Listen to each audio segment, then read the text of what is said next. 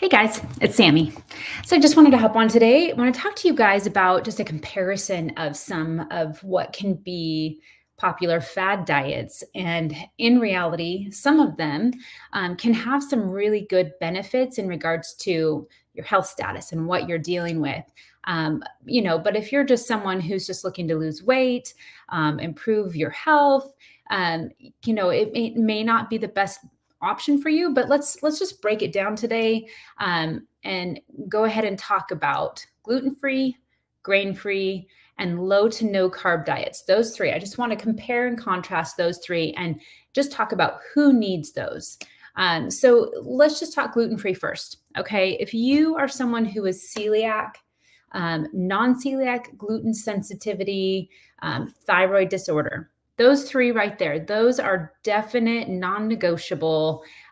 You need to be free of gluten for life. And the reason for this is because how your body deals with gluten.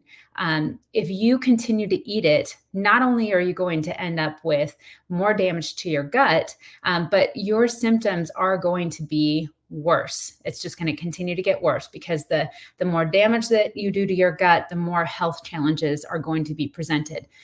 If your gut is not healthy, you're not healthy. So for those who are dealing with those issues, non-negotiable. It's not something you can play around with and maybe eat it every once in a while.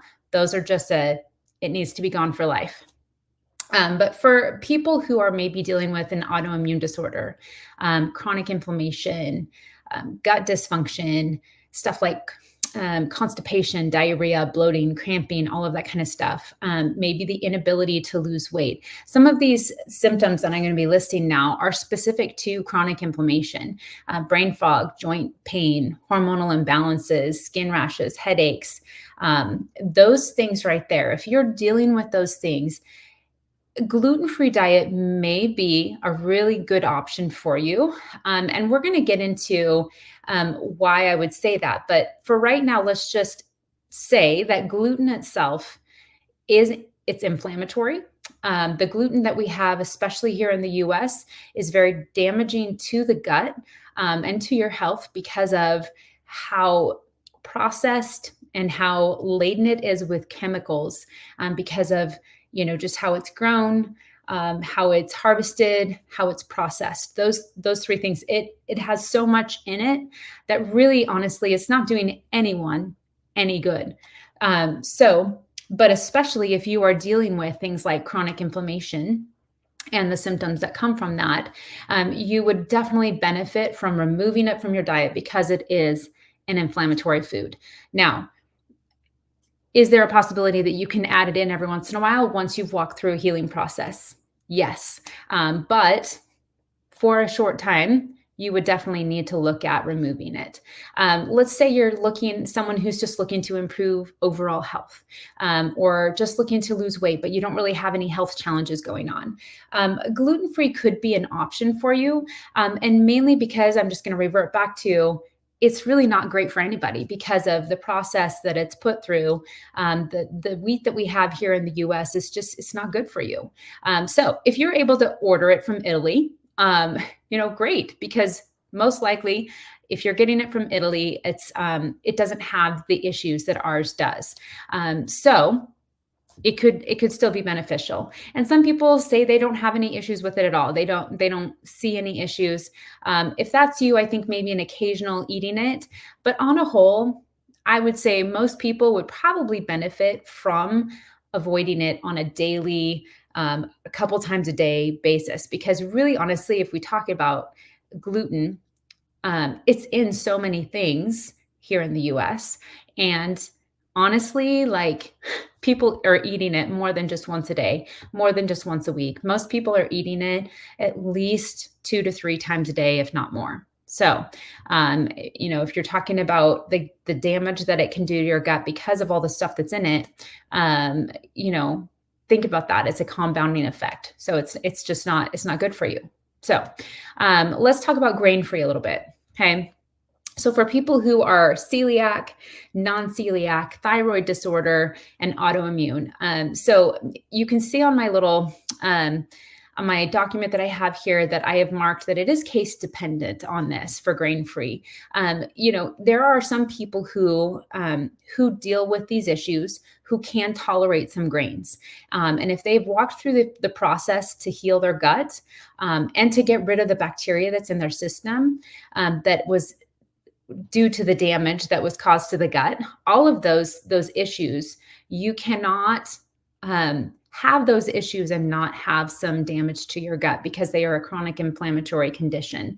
And so there needs to be a process that you walk through to heal the gut. And then once you're past that, you may be able to tolerate grains. And I'm talking about grains, not gluten, because there are gluten products that actually are a grain product. So what I'm talking about is gluten-free grains.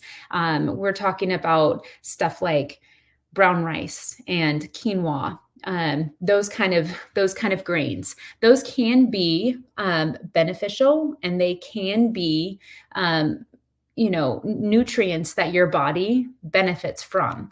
But it really is going to be case dependent, because there are some people who deal with those things who still can't tolerate grains. And so it really is going to be a matter of learning to listen to your body and figuring out what your body can handle. Okay. Now let's just go down the line. If you're dealing with the chronic inflammatory symptoms that we talked about with gluten-free, then you are likely going to benefit from a time period of walking through grain-free. Okay. So let's move on to low to no carb. Okay. If you are any of these things, celiac, thyroid, autoimmune, chronic inflammatory, all of these things, the thing is it may be necessary for you to improve or eliminate your symptoms to go to a low to no carb diet. And the reason for this is that most people who are dealing with those issues, like I referenced before, are dealing with gut issues. And if you have gut issues, which are likely caused by leaky gut, you have bacteria that's been leaked into your system. And for you to be able to heal that up, you need to eliminate certain foods that are, one, feeding the bacteria, and two, causing more inflammation, which is causing more damage to the gut. So it may be necessary for a time period. But here's the thing is that, it is not something, low to no carb is not something that I would say is sustainable. It's not something that I would say do for life. Really, it's used for a purpose, and that is solely to bring healing to the body. And then once those symptoms have been eliminated, goal is always to work your way back up to nutrient-dense foods that have carbs that are necessary for your body to function optimally. Okay, so this is just a short breakdown. I am going to be doing a masterclass on this here soon.